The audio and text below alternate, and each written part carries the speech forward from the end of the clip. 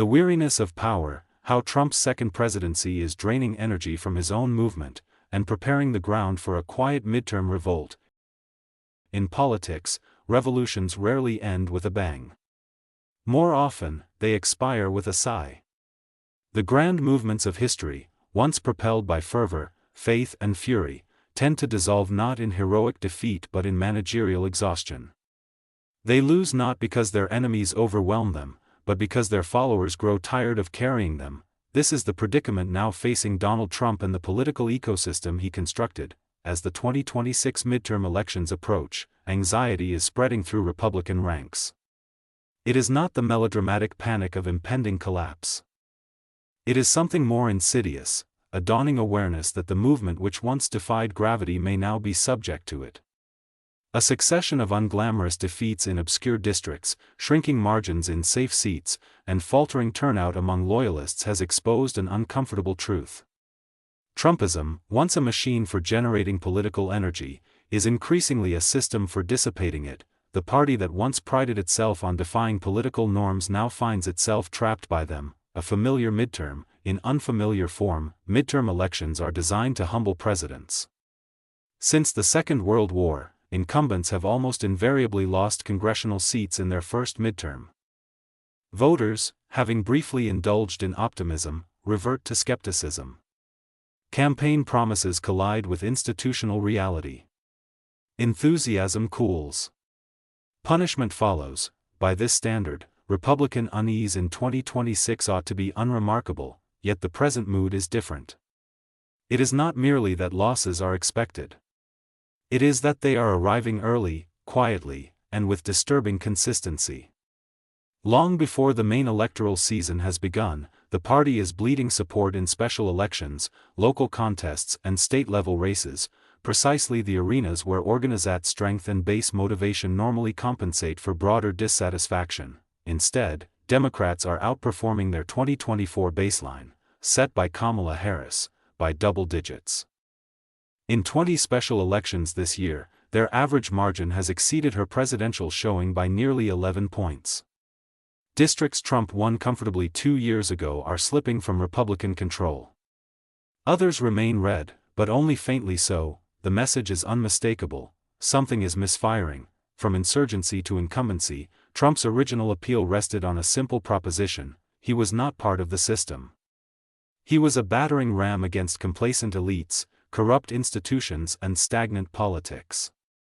His supporters forgave incoherence, impropriety and inconsistency because they saw in him a force of disruption. Disruption, however, is a perishable commodity. Once installed in power, again, Trump ceased to be an insurgent. He became a custodian. The man who once promised to drain the swamp found himself responsible for maintaining it. The outsider was transformed into the establishment. This transition is difficult for any populist leader. It is especially perilous for one whose political identity is built almost entirely on antagonism. Trumpism flourished in opposition. It struggles in administration. The arithmetic of decline, the electoral warning signs are not subtle. They are simply inconvenient. Consider North Texas, where a Democratic candidate recently flipped a state Senate seat that Trump had carried by 17 points. Or suburban districts where margins have swung 20 points or more. Or rural constituencies where Republican victories, once landslides, have shrunk to respectable but vulnerable pluralities. Even in Oklahoma, among the most reliably Republican states, a recent victory margin of 28 points represented a collapse from the 58-point margin Trump achieved in 2024. Such figures are not random noise. They constitute a statistical pattern, consistent underperformance relative to the party's recent high-water mark. Republicans may still win many of these seats. But they are winning badly. In politics, winning badly is often the first stage of losing well. The geography of disaffection, electoral erosion is not evenly distributed. It follows a recognizable map. The greatest slippage is occurring in suburban districts with high educational attainment, growing metropolitan fringes, diversifying small cities, economically stagnant rural areas. These were the battlegrounds of the 2018 and 2020 cycles.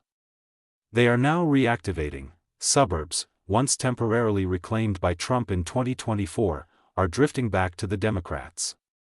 Younger voters remain disengaged. College-educated conservatives exhibit declining loyalty. Independents are reverting to skepticism.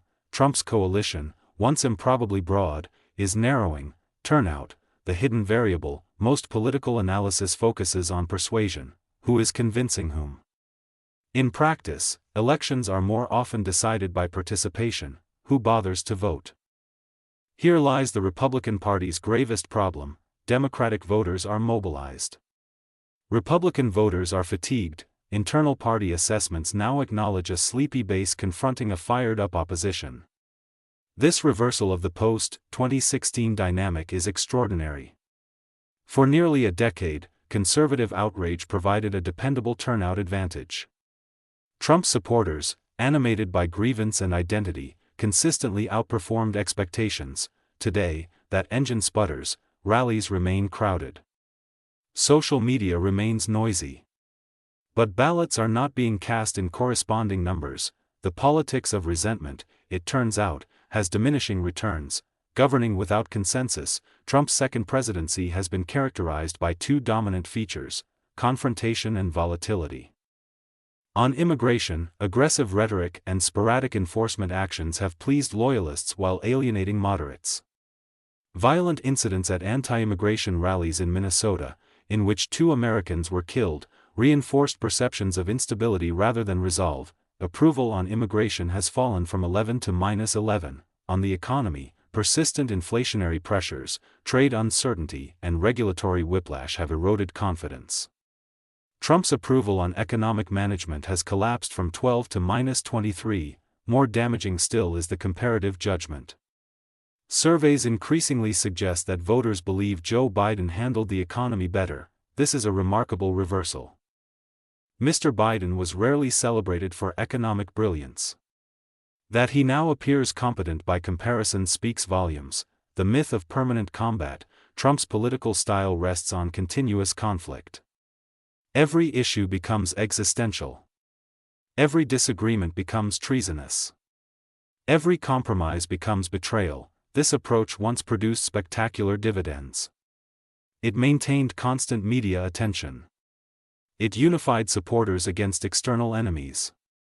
It transformed politics into entertainment. Over time, however, permanent combat exhausts its participants. After nearly 10 years of relentless confrontation, voters are developing what might be called outrage immunity. Scandals still occur. They simply no longer mobilize. The drama continues. The audience thinks. Strategic denial as doctrine. Confronted with unfavorable data, Republican officials have adopted a familiar posture: minimization. Losses are attributed to low turnout. Polls are dismissed as biased. Trends are reinterpreted as temporary aberrations.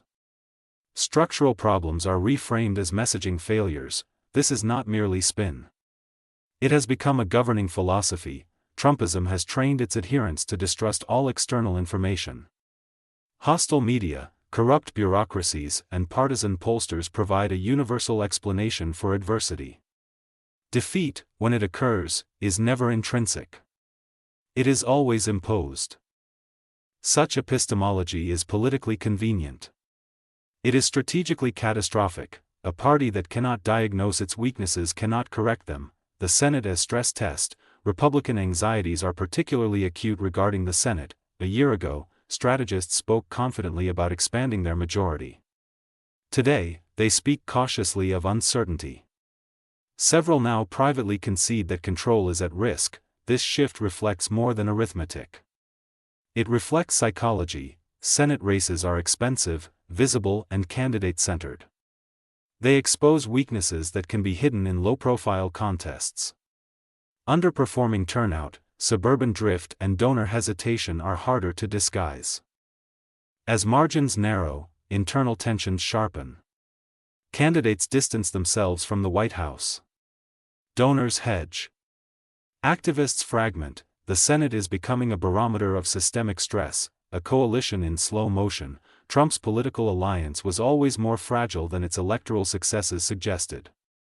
It rested on 3 pillars: a fervently loyal core, transactional conservatives, reluctant moderates, each is now eroding. The core remains committed but inconsistent.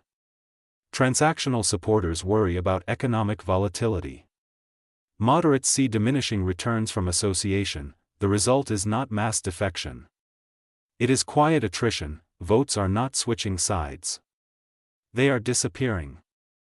Why Democrats are winning by standing still? Perhaps the most striking feature of the current cycle is how little Democrats have had to do.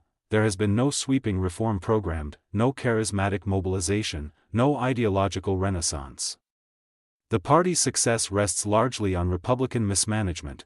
Democrats benefit from high anti-Trump motivation, an unpopular incumbent, an opposition resistant to adaptation. They win not through brilliance, but through patience. This is victory by default. The economics of disillusion. Economic perceptions matter less for their accuracy than for their symbolism. Inflation, uneven wage growth and housing shortages have undermined confidence. Voters experience these pressures daily. They do not analyze policy details. They form impressions. Trump's promise of winning implied material improvement. Instead, many voters perceive friction without prosperity. Economic disappointment rarely produces ideological revolutions. It produces electoral apathy, institutional fatigue. Beyond voters, institutions themselves are showing strain. Donor networks are less enthusiastic. Local party organizations report volunteer shortages. Recruitment of high-quality candidates is becoming harder. Experienced operatives are burning out. Movements survive on infrastructure. Infrastructure requires morale. Trumpism is losing both. International contrast. Abroad, America's allies observe these developments with restrained interest. Trump's second term has revived uncertainty in trade, security, and diplomacy. Yet foreign governments increasingly treat volatility as a constant rather than a crisis. Instability, once shocking, has become routine. This normalization mirrors domestic politics. What was once extraordinary is now expected. And therefore, less mobilizing. From charisma to bureaucracy, Max Weber distinguished between charismatic authority and bureaucratic authority. Charisma thrives on emotion. Bureaucracy thrives on routine. Trump's movement was built on charisma. It now confronts bureaucracy. Agencies resist. Courts intervene.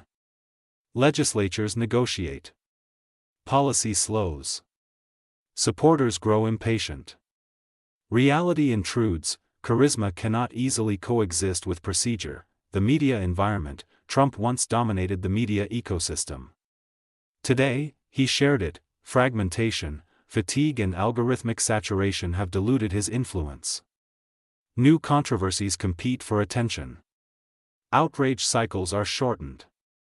Mobilization windows shrink. He remains omnipresent. He is no longer omnipotent. Generational drift. Demography is not destiny. But it sets constraints. Younger voters remain disproportionately skeptical of Trumpism. They are less loyal, more socially liberal, and more disengaged from partisan rituals. As older supporters age out of the electorate, replacement rates weaken. The movement's cultural appeal is stagnating. The coming midterm, what, then, should be expected in 2026, not a catastrophe. Not a landslide.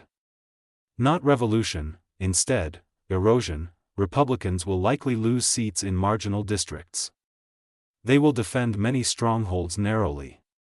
They may retain some institutional power. But they will do so with diminished legitimacy and rising internal tension. The outcome will resemble decline more than defeat, panic as precursor. Inside the party, anxiety is growing. So far, it remains whispered. Soon, it will become institutional. History suggests that when movements sense decay, they often respond with radicalization rather than reform. The temptation will be to intensify rhetoric, sharpen enemies and double down on grievance. Whether this strategy can reverse exhaustion is doubtful. More likely, it will accelerate it. Conclusion: from movement to management problem, Trump transformed American conservatism into an emotional enterprise. He converted resentment into votes and loyalty into power. That model worked brilliantly, until saturation set in. Today, Trumpism resembles a brand suffering market fatigue. Its core product, conflict, has declining marginal utility. Its customers are weary. Its managers deny the trend. The Democrats, by contrast, need only remain functional. The midterms of 2026 are shaping up not as a dramatic rebellion, but as a quiet withdrawal, voters drifting away, turnout thinning, margins narrowing. No barricades. No manifestos. Just spreadsheets and ballot boxes. For a movement built on spectacle, this is the most humiliating fate imaginable. It is being defeated softly, and in politics, soft defeats are often the most enduring.